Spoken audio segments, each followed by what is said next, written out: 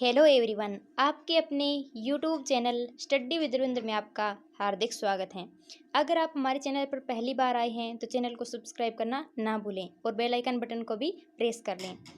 आपने थंबनेल पर भी देख लिया होगा कि आज हम किसी साइकोलॉजी की वीडियो को लेकर नहीं बल्कि सीटेट को फर्स्ट अटेम्प्ट में कैसे क्लियर करें ये लेकर आए हैं।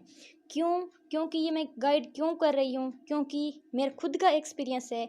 मैंने सेल्फ स्टडी करके और फर्स्ट अटेम्प्ट में 114 मार्क्स 150 में से लिए हैं। तो ये मैं मेरे एक्सपीरियंस बता रही हूँ कि अगर आप सेल्फ स्टडी करते हैं तो भी आप अच्छे मार्क्स ले सकते हैं। अब सीटेट की तैयारी कहाँ से करें? तो अगर आपका बेस बहुत अच्छा है या फिर नॉर्मल है तो भी काम चल जाएगा, लेकिन आपका बेस अच्छा नहीं है तो आपको कोचिंग की ज़रूरत है या फिर किसी के गाइड की तो ज़रूर है। लेकिन मेरा बेस अच्छा था, मुझसे अंडरस्टैंड करने में कोई प्रॉब्लम नहीं थी, मैं अच्छे से सेल्फ स्टडी कर सकती थी, तो मैंने सेल्फ स्टडी को चूज़ किया। क्यों किया? क्योंकि मेरे पास इतना टाइम नहीं था कि मैं किसी कोचिंग लूँ, फिर उसको नोट्स बनाऊँ, फिर उसकी रिवाइज़ करूँ। इतना टाइम मेरे पास नहीं था। मेरे पास ओनली 45 डेज़ थे और उसमें मुझे सीटेट को अच्छे मार्क्स से क्रैक करना था। तो फिर मैंने क्या किया, मैंने यूट्यूब पर भी मैंने वीडियो देखी, फिर मुझे पता चला कि हम सेल्फ स्टडी से भी अच्छे से मार्क ले सकते हैं, क्योंकि जो भी पढ़ रही थी वो मेरे अंडरस्टैंड अच्छे से हो रहा। तो अगर आपकी जो भी पढ़ रहे हो अंडरस्टैंड हो रहा है तो आपके लिए वो बुक्स, वो नोट्स, वो प्रीवियस पेपर इनफ है। अगर आप अंडरस्टैंड नहीं कर पा रहे तो आपको कोचिंग्स की ज़रूरत है या फिर किसी के गाइड की ज़रूरत है। और एक जो आपको गुमराह करने वाले लोग मिलेंगे कि सीटेट बिना तैयारी के भी क्लियर हो सकता है, लेकिन ये नहीं है। जो ये गाइड करने वाले मिले उनसे पूछ लेना कि आपके ने बिना तैयारी के क्लियर किया है क्या। तो ये ऐसा कोई भी पेपर नहीं है जो बिना तैयारी के भी क्लियर हो जाए। हाँ, ये पता है कि इसका सीटेट का सिलेबस फिक्स होता है, तो उस सिलेबस से बाहर क्वेश्चन नहीं आता। और एक बात ये है कि आप जो भी क्वेश्चन है उसका ऑब्जेक्शन उठाते हैं तो एक क्वेश्चन का 1000 रुपये लगते हैं। तो आप कितने का ऑब्जेक्शन उठाएंगे कि 1-2 नंबर से आप रहते हैं ताकि आप ऑब्जेक्शन के द्वारा अपना क्लियर कर लें, लेकिन आप ऑब्जेक्शन भी नहीं उठा सकते। एक क्वेश्चन का 1000 रुपये लगेगा और उसमें भी पका ही नहीं कि वो उसको करेक्ट करे या ना करे। तो नेक्स्ट बात है कि आप कौन सी बुक खरीदें। तो आप मैंने जो बुक खरीदी थी अरिहंत की। अरिहंत का जो बुक है जिसमें सभी प्रीवियस पेपर हैं और वो सोल्व पेपर हैं। उनमें जो भी क्वेश्चन सही होता उसका एक्सप्लेनेशन भी बहुत अच्छी से है, तो आपको वो हेल्पफुल करेगी। आगे इसमें नेगेटिव मार्किंग नहीं है, उसमें कोई भी नेगेटिव मार्किंग नहीं है। जितने भी आपके करेक्ट क्वेश्चन होंगे वो सही मान लिए जाएंगे। और एनसीईआरटी की बुक्स के साथ मैंने 6 to 8, क्योंकि मेरा सेकंड लेवल था टीजीटी एसएसटी से, तो मैंने 6 to 8 एनसीईआरटी की 9 बुक होती हैं, 9 बुक उन सभी को पढ़ा था। तो अगर आप उनको बुक्स को प्रोवाइड नहीं कर सकते तो कोई बात नहीं, आप गूगल से सर्च कर लीजिए या एनसीईआरटी को यूट्यूब पर भी अच्छी से एक्सप्लेन किया गया है, तो आप वही भी देख सकते हैं। अब बात आती है कि आप कोचिंग लें या ना लें। तो कोचिंग ये है कि कोचिंग लेंगे तो आपको पहले कोचिंग लेनी पड़ेगी, फिर आपको हैंड रिटन नोट्स बनाने पड़ेंगे।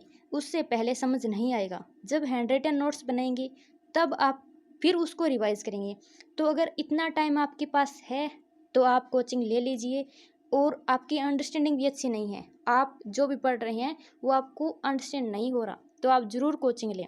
लेकिन अगर आपके पास टाइम भी कम है और अगर आप कोचिंग भी नहीं लेना चाहते तो सेल्फ स्टडी से भी अच्छे तरीके से नंबर ले सकते हो, अच्छे तरीके से आप क्लियर कर सकते हो। आगे इसमें क्या है कि जो भी इसमें सीटेट का सिलेबस दिया गया है, इसके साथ जो न्यू एजुकेशन पॉलिसी है 2020 उसको भी आप तैयार कर लीजिए, क्योंकि अब जो न्यू एजुकेशन पॉलिसी है ये दिसंबर 2021 के बाद जितने पेपर होंगे उन सभी में पूछी जाएगी। आगे बात आती है कि आप लैंग्वेज कौन कौन सी चूज़ करें। तो ये लैंग्वेज में जो मेरा सजेशन है वो यही है कि फर्स्ट लैंग्वेज आप हिंदी लें। क्यों लें हिंदी? चाहे आपकी कितनी भी इंग्लिश अच्छी हो, लेकिन आपकी मदर टंग है, जो फर्स्ट लैंग्वेज है, वो आपकी इंग्लिश नहीं है।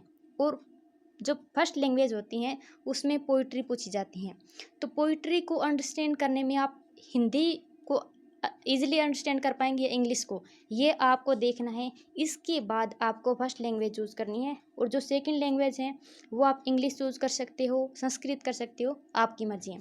लेकिन मेरी फर्स्ट लैंग्वेज हिंदी थी और सेकंड लैंग्वेज इंग्लिश थी, तो ये आपकी मर्जी है कि आप कौन सी चूज़ करें। लेकिन जो फर्स्ट लैंग्वेज चूज़ करेंगे उसमें पोइट्री के 2 पैराग्राफ आएंगे और उसके आंसर आपको टिक करने हैं, और जो 15 नंबर के हैं वो पेडागोजी आएगी। तो इंग्लिश के पेडागोजी को लेकर मैं जल्द ही आपके साथ प्रेजेंट होंगी यूट्यूब चैनल पर। आगे हैं कौन कौन सा कितने नंबर का CDP पूछी जाती है, कितने की लैंग्वेज पूछ जाती हैं। तो जो PRT होता है, जो फर्स्ट लेवल होता है, उसमें 2.5 घंटे होते हैं और CDP 30 मार्क्स की होती हैं। और जो लैंग्वेज चाहे फर्स्ट कोई सी भी चूज़ करें, लेकिन फर्स्ट मेरे हिसाब से हिंदी चूज़ करनी चाहिए, क्योंकि उसमें पोइट्री पूछी जाएगी और पोइट्री अंडरस्टैंड करने में आपको हिंदी में आसानी रहेगी। और सेकंड लैंग्वेज इंग्लिश, संस्कृत, जो भी आपकी अच्छी हैं वो ले सकते हैं। और फर्स्ट लेवल में मैथ और EVS पूछे जाते हैं। टोटल 150 नंबर का होता है। अगर आप जनरल कैंडिडेट हैं तो आपको 90 मार्क्स लेने कंपलसरी हैं 150 में से। अगर आप OBC SC ST के हैं तो आपको 82 नंबर में क्लियर हो जाएगा। तो ये आपकी देखना है कि आप कौन सी कैटेगरी से हैं, जिस कैटेगरी से हैं उसमें उतने मार्क्स लेने ज़रूरी हैं। ये PRT का है। नेक्स्ट है TGT का। मेरा TGT का था SST का। तो इसमें क्या है, CDP 30 मार्क्स की। तो मैंने CDP को हमारे YouTube channel study with Ravindra पर अच्छे से क्लियर कर दिए हैं टॉपिक, और जो भी रहते हैं वो मैं CTET से, जो जुलाई CTET होगा उससे पहले करवाने की पूरी कोशिश करूँगी। आगे फर्स्ट लैंग्वेज, तो मेरी फर्स्ट लैंग्वेज हिंदी थी, सेकंड लैंग्वेज मेरी इंग्लिश थी। तो इंग्लिश की पेडागोजी भी मैं जल्द से जल्द प्रोवाइड करने की कोशिश करूँगी। आगे आप मैथ साइंस से हैं या फिर सोशल स्टडी से, तो मेरा सोशल स्टडी था, और सोशल स्टडी में मैंने NCERT की बुक्स पढ़ी थी 6 to 8, और ये कन्फर्म है कि इसका सिलेबस फिक्स होता है CTET का, तो NCERT से बाहर क्वेश्चन नहीं आते।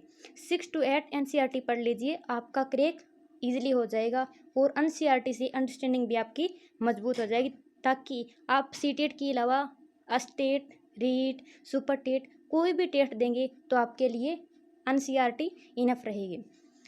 और ये भी 2.5 घंटे का होता है, और नो नेगेटिव मार्किंग, कोई भी नेगेटिव मार्किंग नहीं होती। और जनरल कैंडिडेट हैं तो इसमें भी 90 लेने होते हैं, और OBC के लिए 82 नंबर लेने होते हैं। तो मेरा यही सजेशन है कि अगर आप सेल्फ स्टडी करते हैं तो आपको ये प्रॉब्लम हो सकती है कि जब आपकी जो भी प्रॉब्लम आ रही है तो वो सोल्व करने वाला कोई ना हो, तो हम किससे सोल्व करें। तो आप हमारे कमेंट बॉक्स में भी ज़रूर डाल सकते हैं, अगर आपकी CTET के कोई क्वेश्चन की जो आपको समझ में नहीं आ रहा या फिर उसका आंसर नहीं मिल रहा, क्योंकि हमारे CTET या फिर जो भी टेट हैं तो उसमें साइकोलॉजी में क्या प्रॉब्लम आती है, आप GK कर रहे हो तो लेकिन उसका एक ही आंसर होगा। जैसे हरियाणा के ज़िले कितने 22, तो ये एक फैक्चुअल क्वेश्चन है कि ये होगा ही, लेकिन साइकोलॉजी में या फिर जो पेडागोजी है उसमें ऐसा नहीं होता। उसमें जो भी 4 आंसर हैं उसमें बेटर चूज करना होता है कि इसमें सबसे अच्छा क्या होगा, जो भी सबसे बेस्ट आंसर है वही हमें टिक करना होता है। तो उसमें हर क्वेश्चन के हिसाब से जब जो भी 4 ऑप्शन है तो उसमें अलग अलग हो सकता है। तो आपको जो भी अंडरस्टैंड नहीं हो रहा वो हमारे कमेंट बॉक्स में बता सकते हैं, या फिर जहाँ से भी आपको अच्छी सी गाइडेंस मिले और जो भटकाव का रास्ता ना दे उसको आप चूज कर लेना।